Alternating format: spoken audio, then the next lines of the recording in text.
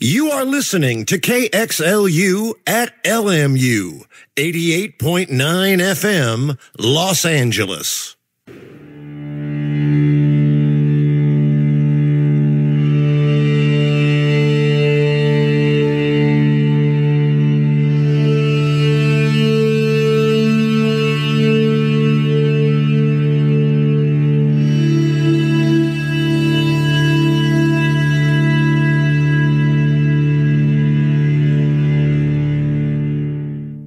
It is February 17th, 2023. Mystic Pete here with Connie Kupka and David Speltz. And you are producing Intermezzo, chamber music at the Fountain. It launches March 16th. Hello. Hello. I'm very interested in what you're doing.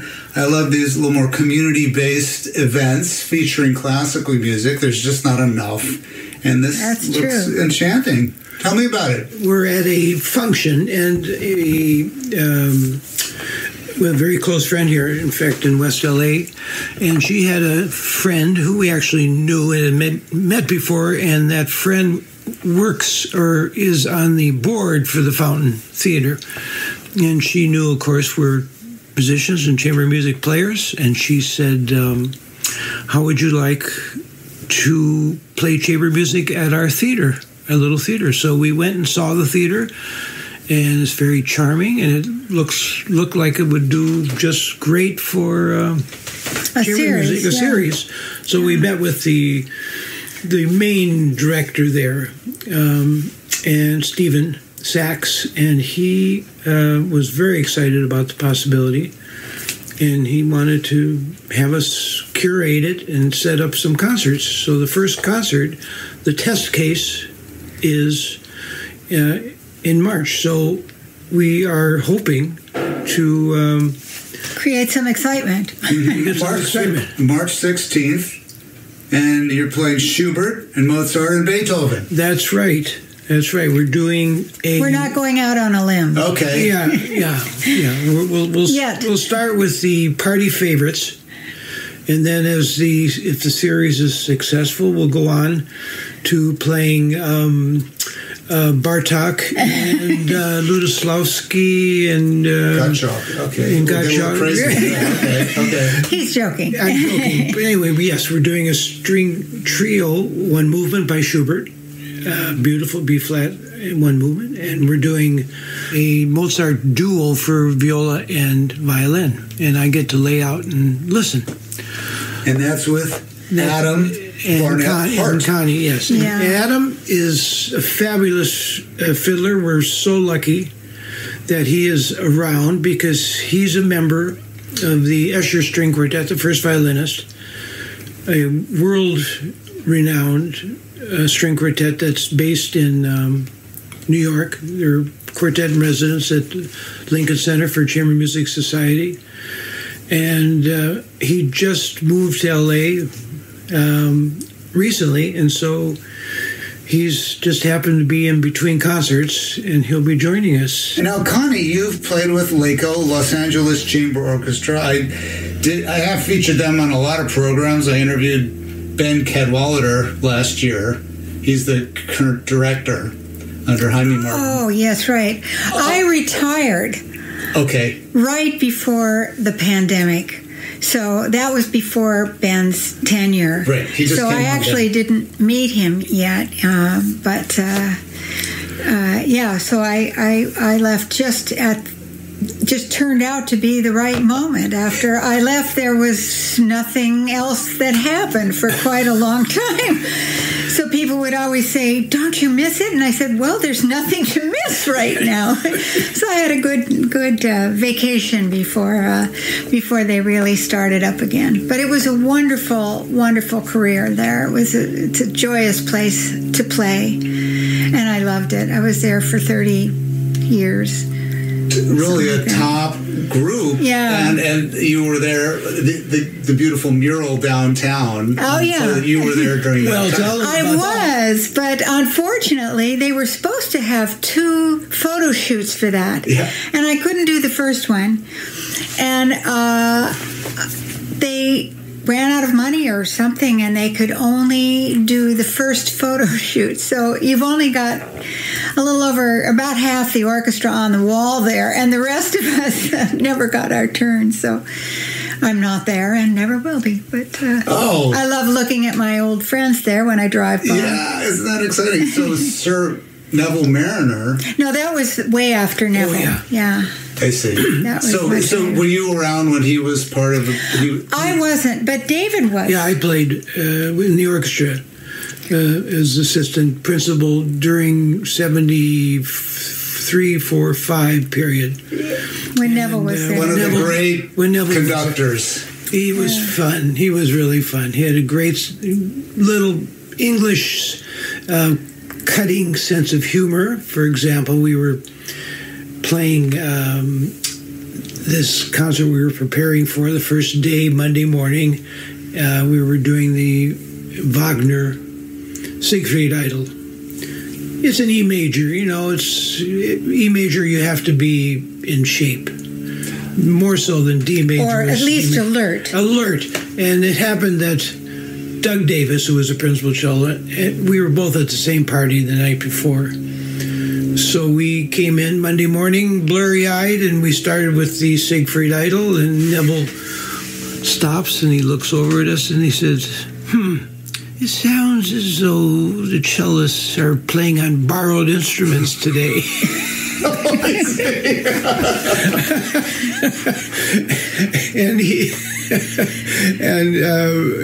I reminded him every time I've seen him about that, and he came back to conduct the orchestra ambassador about 5 years ago.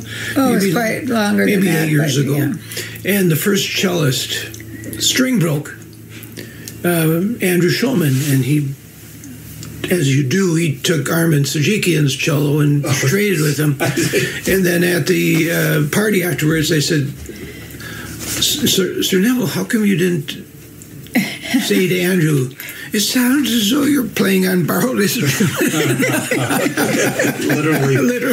Oh, so he had a good sense of humor, but a real icon and somebody I grew up listening to a lot. He's the most recorded conductor in history. Right. Or was. I don't know if he still is. Oh, I think so, because they haven't done that many recordings these days. And I see you also play with the California Chamber Orchestra under Henry Tamialka. I was. Another name I grew up with. Yes, I was principal cello for the California Chamber Symphony, and we played at Royce Hall for many years. And another fabulously gifted violinist and intellectual who had also a good sense of humor. He once called me and said, Dave, I want you to play the Divertimento by Mozart on the next chair music series. I said, oh, I know the piece backwards and forwards. He said, well, you're in luck because we're only going to play it forwards. Yeah, classical musicians have a sense of humor, thank you. Yes. I see almost all the Leko shows, and I just saw Sheku Kane Mason play at Royce Hall. Were you there too? We were there too, yeah. It was a little underwhelmed, frankly, but when I was growing up, there was a fellow named Jeffrey Solo. He's my best friend. Yeah, well, he was the Sheku of that era, Yes, I was his best man, and he was my best man. Okay, and he was the guy I was jealous of as a teenager. Yes, my rival. Didn't know. We all were. Our first date, Connie, my first date was to go see him, hear him perform the Volkmann Concerto with the LA Philharmonic at a Sunday matinee. That was our first date together. Well, it's interesting, though. Back then, Casals was around, and people started to get to know the cello through the Bach suites. But he had a very romantic way of playing, and his breathing, it wasn't a Baroque interpretation. No. At all. And later, people started going, hey, this is not the way Bach that wasn't hip back then. I enjoy the new old playing. I really do.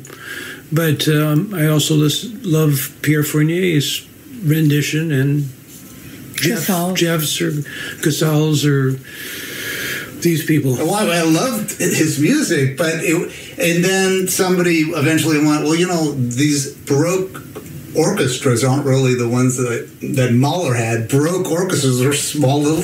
Yeah. And people went, that's not the way you play Bach with these huge symphonies. So things have evolved since then. Yeah. You knew my teacher, Alex Reisman. Yes. Who was a little bit of a mentor to me, so some rough years, teenage times, and he was just kind of this nice, jolly, steady force for me. Yes, he had a great sense of humor, I recall. Yeah.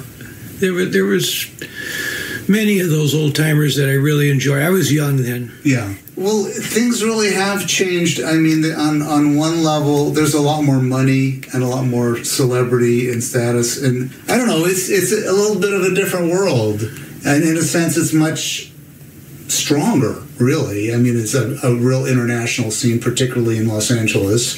You're probably right about that. In the 50s and 60s, it was the LA Philharmonic, and that was it. There was no chamber orchestra, right? Or chamber orchestra, no Orange County, no Pacific Symphonies, no. There were many local orchestras, community orchestras. There were lots of those, and when we were young, that was one way that all the players could make money, is they would bring in ringers for their concerts. So you'd play in the Downey Symphony or the Inglewood Philharmonic or many of these other ones. Symphony. Highland Park Symphony. They were everywhere. I used to play Burbank Symphony. I did all that jobbing. Glendale. Did you do any of that too? No, I was never quite good enough. Really? Yeah. Well, you certainly would have been, I'm sure. Okay. Because I used to do the Compton Symphony. We would travel all over. It was a ball. It really was fun. Yeah, We meet so many people. In our youth, we would do church jobs, Christmas concerts, and anything, weddings, and so forth. It's classical. You're not making a lot of money. No. You're working people. Right. Yeah, it's true. And you're teaching students, and it's not a celebrity world for most musicians. Well, I have to admit, I've never taught, mainly because I don't know what I'm doing. Okay. So that's so funny. Well, I was never like a great classical player, but at some point I kind of put it down. And I picked it up again and just started kind of playing from my emotions and improvising. And it turns out I do have a skill, but it's not in the classical role. It's much more of a kind of improvisational. Well, that's a skill. That's a different thing. We don't Something have that we skill. don't have. That's for sure. We're bound. We're jealous of it. We're note bound. Oh, okay. We got to have notes. So you have something we You're don't. one above us. It's a different thing, and I do a lot of music meditation now. So, like, very ambient. I'm great at playing one note. But that note sounds really good. So I have my thing, and I can take people out into a little, like, meditation with sound. Sure, and they appreciate it. That's what I do. But, music goes in so many directions. And I think classical musicians at some point realize, well, let's learn to play jazz, too. Or, like, you see people doing all kinds of... genres now. Yeah. Connie, tell me about this series. What inspired it, and where are we going with it? Well, it's fun to have somebody say, do you want to make a series? I mean, how wonderful is that? You can think of people that you want to play with or put on the program and all the pieces that you love. Since this is the first one, and there's certainly a budget limitation, we're keeping the group small, and we're starting with maybe 3-4 concerts for this season, just to get our feet wet to see how it goes.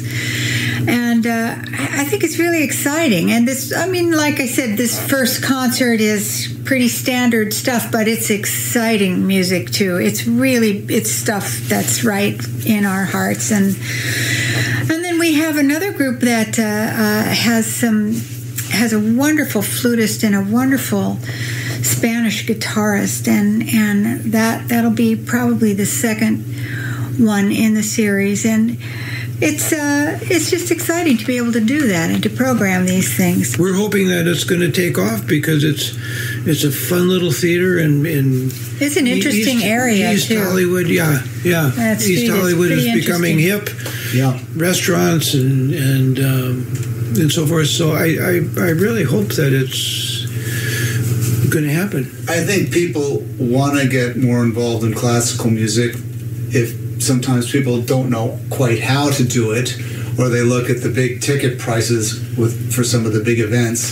But this is very accessible. The program is accessible. Anybody would love this, even if they've never heard classical music. Yeah. It's just a nice, friendly theater. That's what we're counting on. It's true. The theater itself, it's not huge. It's just a really lovely size. It's intimate. So these concerts are very casual. They're going to be with enough information, and I think they should be really fun for everybody, and then people will learn something. And front seat guests will learn something. Yeah, front seat guests will probably be 8 feet away. It's the way chamber music was. Right, you're right next to the orchestra. That's what chamber music is. Chamber music is. That's what it's about. Yeah. The first one is March 16th, 8 p.m. The Fountain Theater. You can just search Intermezzo, the Fountain Theater, March 16th, and you will see the program there, and hopefully everybody can show up. It'd be a nice place to bring a date or your family, kids. Right. Definitely. Right, or bring your enemy if you don't like chamber music. Bring your enemy. Make them suffer. See, that's a tagline. I don't think it's been used yet. Bring your enemy and make a friend. Oh, I like that. Okay, good. Connie Kupka, David Speltz, thank you so much. I will see you on March 16th. All right. Perfect. We look forward to it.